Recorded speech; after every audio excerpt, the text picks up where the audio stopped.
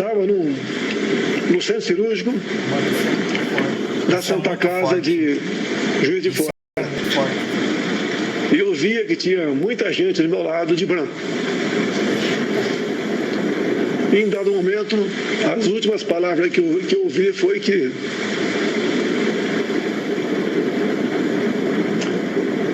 vamos abri-lo. Essas palavras talvez tenham vindo do médico Dr. Borsato, que de vez em quando eu converso com ele, mas não perguntei se foi ele que me disse isso. Eu me lembro no dia seguinte, dia 7 de setembro. Eu acordei e estava sendo colocado dentro de um avião UTI. E dentro do avião tinha uma pessoa dos seus 60 anos de idade, que eu não tinha a menor ideia quem ela fosse. Depois fiquei sabendo que essa pessoa era um médico famoso, o Dr. Macedo. Tenho certeza que, por Deus, pelas mãos desses médicos de Juiz de Fora e do Hospital Albert Einstein, eu fui salvo. Bem como pelas orações de milhões de pessoas que me acompanharam nas semanas vindouras. Eu acho que todos nós temos uma história aqui na Terra.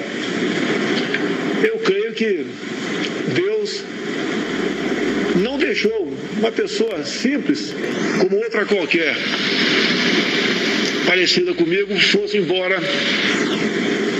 naquele dia. Mas um outro milagre, no meu entender, aconteceu. Vejo aqui na minha frente alguns que já foram políticos. Estou vendo o Rodovalho aqui na minha frente, na tela. E essas pessoas sabem como é a política no Brasil, como ela se alimentou ao longo de décadas. E o perfil para chegar à presidência não era o meu. Nada tinha para chegar. E que partido, até março de 2018, não tinha mais nada para contar, de modo que chegasse à presidência como era uma norma daquela época. E esse milagre aconteceu.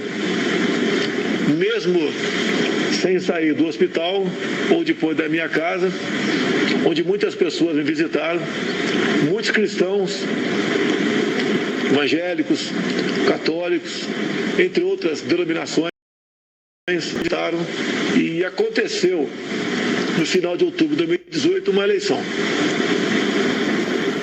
E confesso, comecei a trabalhar 4 anos antes, sozinho, andando pelo Brasil. Tive passagens que realmente merecem um filme, mas não farei isso não, pode ficar tranquilo. Como, por exemplo, a minha passagem por Manacapuru, chegando sozinho naquela cidade onde umas 200 pessoas me esperavam no porto. E aí, eu creio que uma coisa muito importante nos fez chegar à vitória. É o João 8,32. Sempre levando a verdade para essas pessoas. Eu nunca discursei, me dirigi para falar o que o povo queria ouvir. E sempre falei o que o povo tinha que escutar. E tem mais uma passagem também, para não demorar muito aqui. Como é que apareceu o Brasil acima de tudo, Deus acima de todos? O Brasil acima de tudo é usado no meio militar. Até o cumprimento entre um militar e outro. Um grita Brasil, o outro fala acima de tudo. Pela primeira vez, o Deus acima de todos, você pode procurar na internet, estava vendo um evento em frente ao Congresso Nacional. Tinham vários parlamentares presentes. Isso tem uns 6 anos aproximadamente. E ali tinham várias lideranças, muitos políticos. Eu estava lá e de repente chegou um pastor, que não era político, e falou, né, só 3 vão falar, um é você. Apontou para mim, eu falei, mas eu não sou evangélico. É você que vai falar. Ele usou a palavra agora há pouco aí, no começo dessa live. E eu fiquei bolando, né? O que eu vou falar? Como é que eu vou dirigir para 20 mil evangélicos? Falar alguma coisa? Não era candidato aí naquela época, né? Dentro de mim eu sabia que era candidato, mas ninguém sabia da minha boca, né? Que tinha essa pretensão. E me dirigi, falei para esse público e confesso que quando eu falei Brasil acima de tudo, eu não sabia como complementar. E veio uma coisa que dentro de mim mandou falar Deus acima de todos.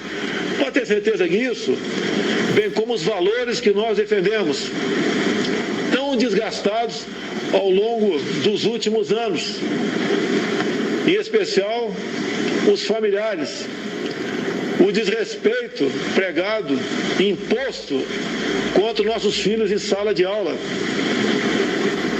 o cada vez mais desgastar instituições como os militares, cada vez mais se pregar a discórdia, a divisão entre nós de raça, cor, sexo. Isso tudo nós falávamos exatamente o contrário, como devia ser. Devíamos ter um Brasil para todos nós, para todos, sem exceção. E creio que esse segundo milagre, o da eleição, aconteceu. Porque o que estava em jogo não era um governo que simplesmente poderia mudar alguma coisa. Era um governo que tinha que mudar muita coisa. E o que estava em jogo nisso? Me desculpe se estou errado. Eu posso reformular o que vou falar aqui agora. Mas eu entendo que tem algo muito mais importante que a nossa própria vida. É a nossa liberdade. E estamos caminhando para sermos uma Venezuela. Como temos agora um grande perigo pela frente, que estamos já nos preparando para se afastar dele. Não podemos colocar o destino do nosso país sob dúvida de que a liberdade será mantida a qualquer preço. Eu tenho a obrigação, o dever, a consciência de que tenho que se preocupar com isso, mesmo sabendo que tem contra nós uma enorme parte da mídia, tem contra nós ainda autoridades que trabalham para fazer do país um país cada vez pior, porque só dessa maneira eles podem novamente ascender ao poder. Essa responsabilidade é muito grande. O peso é enorme. Na minha família, todo mundo já sofreu alguma coisa, até quem está do meu lado, assim como algum de vocês também, que me apoiam publicamente, tem sofrido. Mas nós sabemos, nós temos a certeza que todo esse esforço de cada um de nós é compensador. Estamos buscando fazer o melhor e tenho certeza que venceremos. A responsabilidade é muito grande, a cruz é muito pesada, mas com milhões de pessoas ao meu lado, que têm um coração verde e amarelo, que creem em Deus e que acreditam no seu país, com essas pessoas nós poderemos vencer esse obstáculo. Veio agora esse vírus. É que eu tenho dito desde o começo, desde há 40 dias. Temos dois problemas pela frente. Lá atrás eu dizia, o vírus e o desemprego. 40 dias depois, parece que está começando a ir embora a questão do vírus, mas está chegando e batendo forte o desemprego. Devemos lutar contra essas duas coisas. Obviamente, sempre lutamos crendo, acreditando em Deus acima de tudo. Vamos vencer esses obstáculos. Não serão fáceis, mas tenho certeza que chegaremos lá. Meu muito obrigado a todos vocês. Uma feliz Páscoa e que nós aqui cada vez mais nos entreguemos nas mãos do nosso Criador. Uma boa tarde a todos. Amém. Boa tarde. Uma palavra da autoridade máxima no país, colocando a nação sob a mão de Deus. tremendo.